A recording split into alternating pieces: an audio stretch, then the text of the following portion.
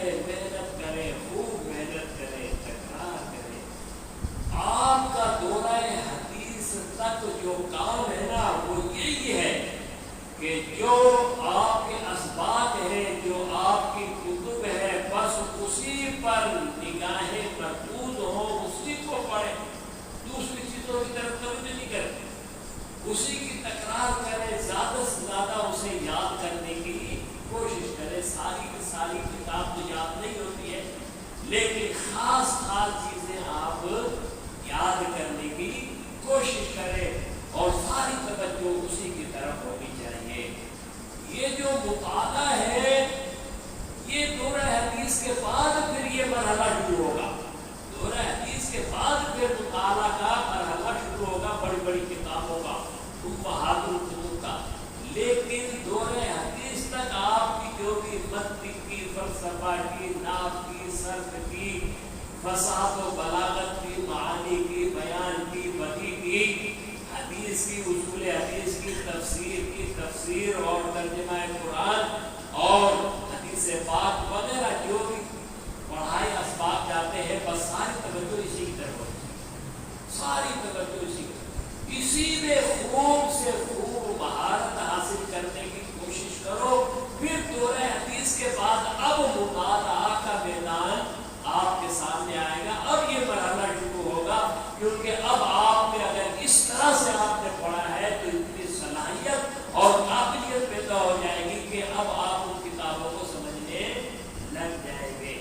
اگر یہاں کچھ نہیں کیا تو پھر وہ بس ہاتھ میں کتاب ہوگی, سمجھ میں کچھ نہیں آئے گا.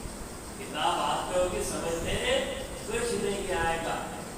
لہذا اس مرحلے میں سارا زور آپ کا اسی پر ہونا چاہیے جو آپ کے اسباق ہے. خوب اچھی طرح سے سمجھو اور کلاس میں استاد سے اگر کوئی اشکال ہے, تردد ہے, پریشانی ہے, بیان کرو اور استاد پر لازم ہے کہ وہ اس کا حل پیش کرے. ڈانٹے نہیں بلکہ حل پیش کرے. اب آئیے یہ جو موبائل دیکھا ایک ٹچ موبائل, یہ ٹچ موبائل طلبا کے لیے بہت بڑی آمد. دیکھو ابھی تو مطالعہ کا مرحلہ ہے ہی نہیں.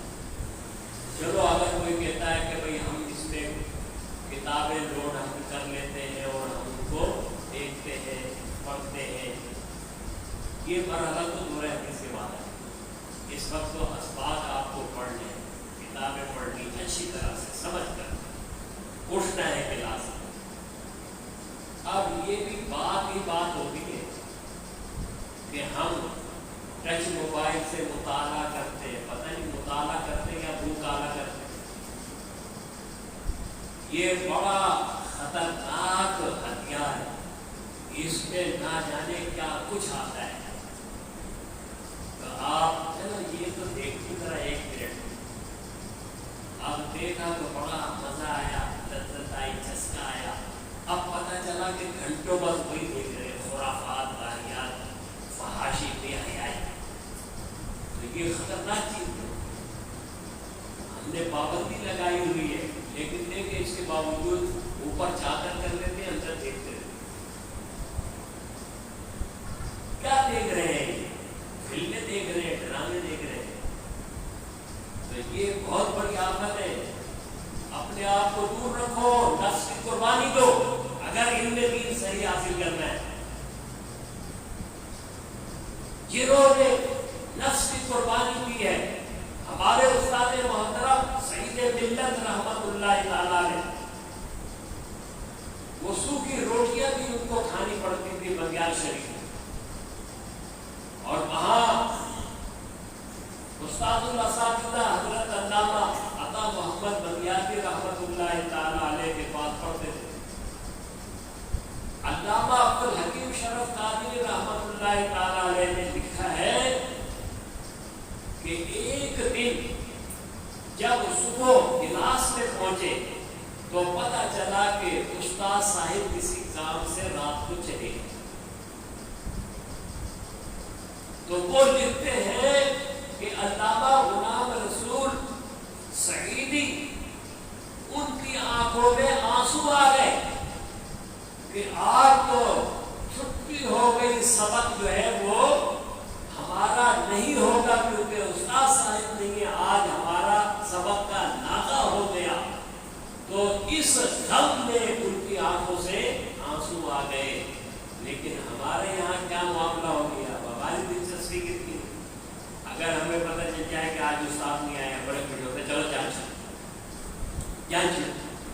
आज उस्ताद साहब नहीं जांच होगी।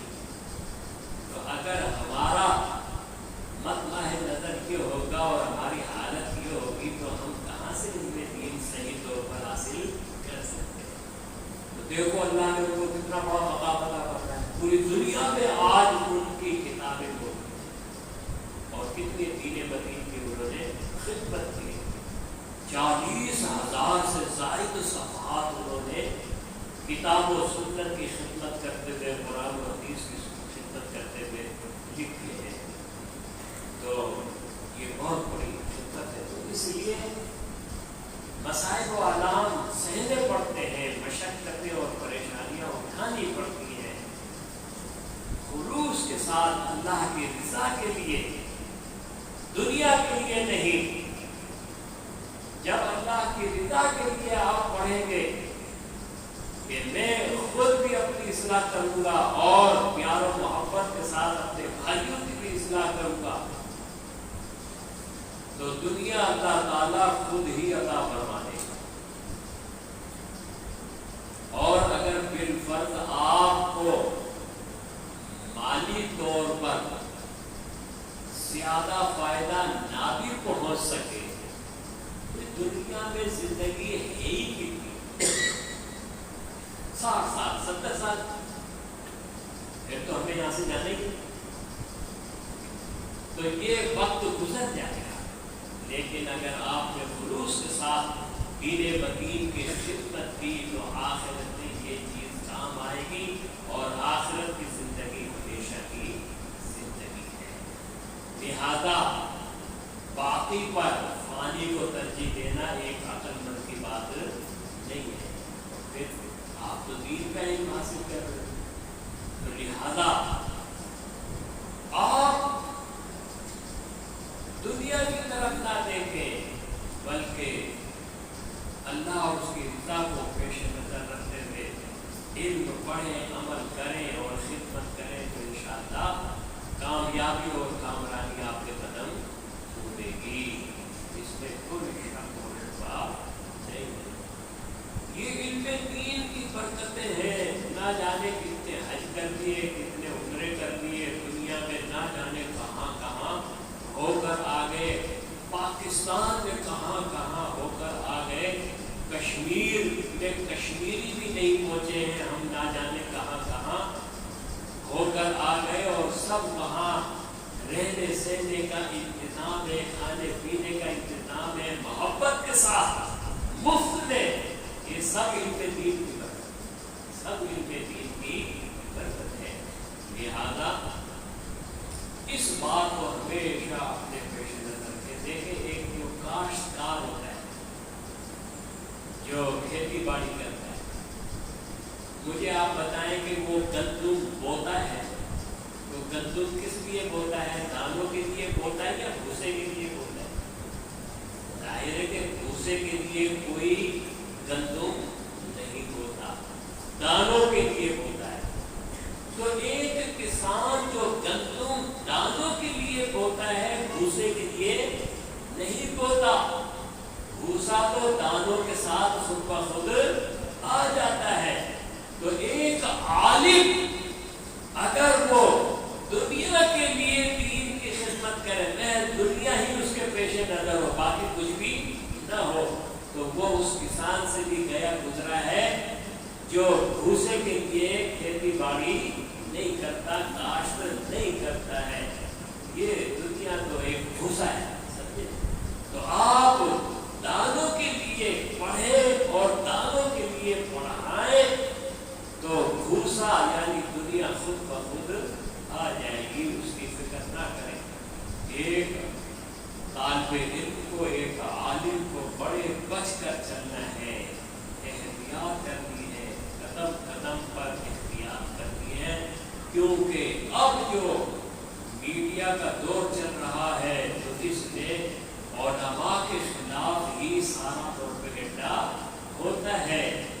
لہذا آپ کو قدم سنبھال کر رکھنا ہے. دیکھو اس کی میں مثال دیتا ہوں. اس کی مثال کیوں سمجھو کہ ایک آدمی جس کے بال مٹی سے اٹے ہوئے ہیں، بڑا گندا سر ہے، کپڑے پھٹے پرانے ہیں، بیلے کچیلے ہیں، پاؤں میں جوتی نہیں ہے،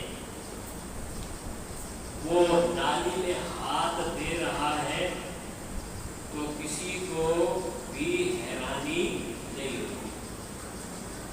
حالت ہی ایسی ہے، اس میں کوئی حیران نہیں ہوتا. لیکن اگر ایسا شخص جس کے صاف ستھرے اجلے کپڑے ہیں، پاؤں میں جوتے ہیں، سر پر امامہ ہے، اور وہ اگر کیچڑ میں ہاتھ ڈالے گا تو ہر آدمی حیران ہو جائے گا کیا ہو گیا اس کو، کیا ہو گئی.